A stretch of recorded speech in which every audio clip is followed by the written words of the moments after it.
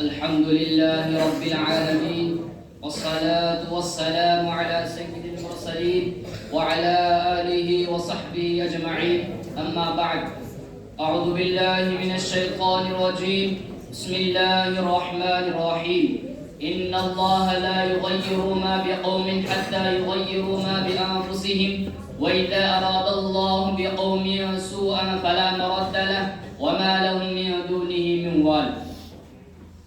صدر محترم، آج کے اس پرنور اجلاس میں آپ حضرات کے سامنے کچھ باتیں عرض کرنا چاہتا ہوں، لیکن آپ جیسے مقتدہ قوم و ملت کے روبرو لب کشائی کرنا، یہ تو وہی چھوٹا منہ بڑی بات والی کہاوت ہو جائے گی. لیکن فضل خداوندی سے آپ حضرات کے روبرو کچھ لب کشائی کرنے کی جسارت کر رہا ہوں اس دعا کے ساتھ. یا رب یہ التجا ہے کرم اگر تو کرے، یا رب یہ التجا ہے کرم اگر تو کرے، وہ بات دے زباں پہ جو دل پر اثر کرے. محترم سامعین، یہ کوئی نئی بات نہیں ہے، بلکہ روز ازل سے ہی آج تک حق و باطل کا زبردست تصادم و ٹکراؤ رہا ہے. کوئی بھی زمانہ ان دو معرکہ آرائی سے خالی نہیں ہے. آج بھی انہی دو طاقتوں کے مقابلہ آرائی ہو رہی ہے. چنانچہ باطل مکمل منصوبہ بندی کے ساتھ حق کو مٹانے کے لیے سرگرداں ہے. باطل طاقتیں مجتمع ہو کر اسلام کے خلاف محاذ قائم کیے ہوئے ہیں. مسلمان دشمن عناصر مسلمانوں کو صفحہ ہستی سے مٹانے کے لیے پوری کوشش صرف کر رہے ہیں. چنانچہ آج وہی مسلمان جس نے بڑے سے بڑے جاہ و حشم و غرور تمکنت کے مالک ارباب اقتدار کے چھکے چھڑا دیے تھے، آج وہی مسلمان محکومی کی زندگی گزار رہا ہے. آج وہی مسلمان کیڑے مکوڑوں جیسی زندگی گزارنے پر مجبور ہو رہا ہے. آج انہی مسلمانوں کے ماں بہنوں کی عصمت دری ہوئی ہے.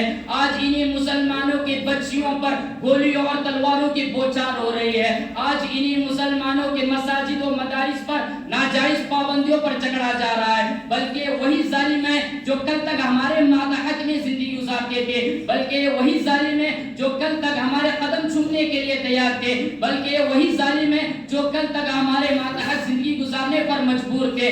آج وہی وحشی درندے ہمارے حقوق پر حملہ کر رہے ہیں، ہمیں اپنے حقوق سے دستبردار کرنے کے لیے اسکیمیں بنا رہے ہیں، ہمارے مذہبی بنیادوں کو مسمار کر رہے ہیں، ہمارے مساجد و مدارس پر پابندیاں عائد کر رہے ہیں، ہمارے عبادت گاہوں پر حملہ کر رہے ہیں. مسلمانوں یاد رکھو، آج سے صرف ہمارے عبادت گاہوں پر حملہ کر رہے ہیں، کل ہماری عبادت پر حملہ کریں گے. آج سے صرف ہمارے مدارس پر حملہ کر رہے ہیں، کل ہماری تعلیم پر حملہ کریں گے. آج سے صرف ہمارے اخلاق و کردار پر حملہ کر رہے ہیں، کل ہمارے وجود پر حملہ کریں گے. آج سے صرف ہمارے اخلاق و کردار پر حملہ کر رہے ہیں، کل ہمارے وجود پر حملہ کریں گے.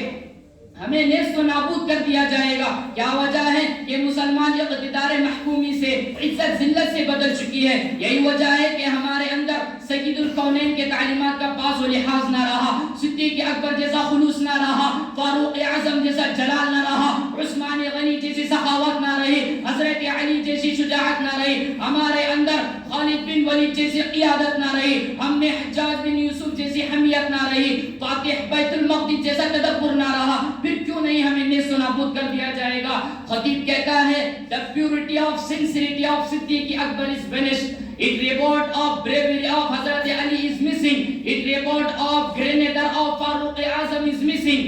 It report of generosity of Hazrat Ali is missing. ملت اسلامیہ کے پاسبانوں، آپ کو اچھی طرح یاد ہے کہ 13ویں صدی عیسوی میں ہندوستان انگریز کی چنگل میں بسا ہوا تھا. اس وقت آخری سانسیں لے رہا تھا.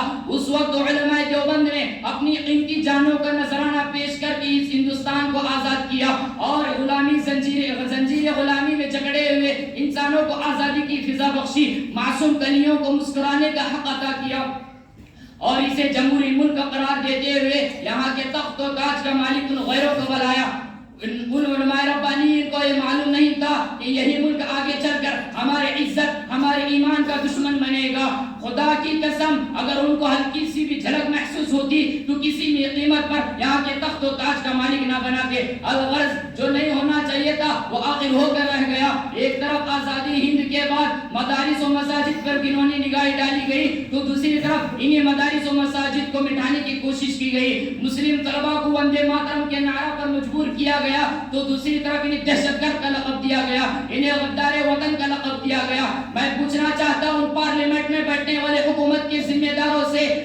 بتاؤ 1992 میں بابری مسجد کو شہید کرنے والا کون تھا؟ اس وقت مسلمانوں کے خون سے ہولی کھیلنے والا کون تھا؟ اس وقت وطنی غدار کون تھا؟ اس وقت دہشت گرد کا جال پھیلانے والا کون تھا؟ ان تمام سوال کو برسر عام رکھا جائے تو مسٹر کلیان سنگھ کا نام آتا ہے، مسٹر لال کشن اڈوانی کا نام آتا ہے، جنہوں نے حکومت عدلیہ کا مذاق اڑاتے ہوئے اینٹ سے اینٹ بجا دی تھی۔ ہم انتقام لینا چاہتے تو عین اسی وقت لے سکتے تھے جس وقت بابری مسجد کا منظر ہمارے آنکھوں کے سامنے تھا۔ اس وقت ہماری زبانوں پر ایک کہہ کر آروپ لگایا گیا کہ تمہیں ہر طرح کے مذہبی آزادی حاصل ہے، تو پھر حکومت کے خلاف بغاوت کیسی؟ لیکن میں پوچھنا چاہتا ہوں حکومت کے لیڈروں سے، کیا مذہبی آزادی اسی کا نام ہے؟ کیا ہماری عبادت گاہوں کو اسبل گاہ بنایا جائے، ہمارے مدارس کو مندروں کے شکل میں تبدیل کیا جائے، ایکسا سیول کوڈ کی بات کیا جائے، قانون خداوندی قانون رسول پر حملہ کیا جائے، مسلم پرسنل لا بورڈ پر مداخلت کیا جائے؟ یہ وہی لوگ ہیں جن کے بارے میں قرآن نے سخت وعید بیان فرمائی ہے۔ ارشاد ربانی ہے وَمَنْ أَظْلَمُ مِمَّنْ مَنَعَ مَسَاجِدَ اللَّهِ أَن يُذْكَرَ فِيهَا اسْمُهُ وَسَعَىٰ فِي خَرَابِهَا۔ اگر آزادی کا مفہوم یہی ہوتا ہے تو کل بھی ہم نے اس کو لات سے ماری تھی، آج میں اپنے قدموں تلے روتے ہیں۔ اب اعلان کرتے ہیں we want freedom of the security and secret needs of Islam. We want freedom of the misused religious education institution. ہم آزادی چاہتے ہیں اسلام کے تحفظ و تقدس کی، ہم آزادی چاہتے ہیں مدارس کی حفاظت کی، ہم آزادی چاہتے ہیں قانون رسول قانون خداوندی کی نفاذ کی، ہم آزادی چاہتے ہیں مسلم پرسنل لا بورڈ پر عدم مداخلت کی۔ اس کے علاوہ جو بھی قانون لگے گا کسی بھی قیمت پر ہم برداشت نہیں کریں گے۔ ہم وطن کے غدار نہیں ہیں، یہ جو غیر جمہوری ملک قرار دے کر ہمارے حقوق کو چھیننے کی کوشش کر رہے ہیں کسی بھی قیمت پر برداشت نہیں کریں گے۔ ہندوستان کے غیور مسلمانوں اپنا حق لینے کے لیے تیار ہو جاؤ، ایک بار خون کی قربانی دینے کے لیے مستعد ہو جاؤ تو پھر تمہیں ایک بار شاملی کے میدان میں آنا پڑے گا، ہندوستان کو ایک کرنا پڑے گا، ہندوستان چھوڑو تحریک چلانی پڑے گی، کانپور میسور کی دھرتی پر پرانی تاریخ دہرانی پڑے گی، لال کوٹ کی پہاڑی پر آنا پڑے گا۔ اب سوچنے کا موقع نہیں رہا، اب تو سر پر کفن باندھ کر میدان میں نکلنے کا وقت آ گیا ہے، اب تو جذبہ جہاد شوق شہادت کو لے کر میدان میں نکلنے کا وقت آ گیا ہے، اب تو صدیق اکبر کی صداقت، فاروق اعظم کی جلالت، عثمان غنی کی سخاوت، حضرت علی کی شجاعت، امام ابو حنیفہ کی فقاہت کو لے کر میدان میں نکلنے کا وقت آ گیا ہے۔ ان ظالموں سے کہہ دینے کا وقت موقع آ گیا ہے تم اپنے ناپاک فیصلوں کو واپس لو، ورنہ ہمارے سامنے دو راستے ہیں، یا تو ہم سر پر کفن باندھ کر میدان میں کود پڑیں گے یا ہمارے حقوق واپس دو۔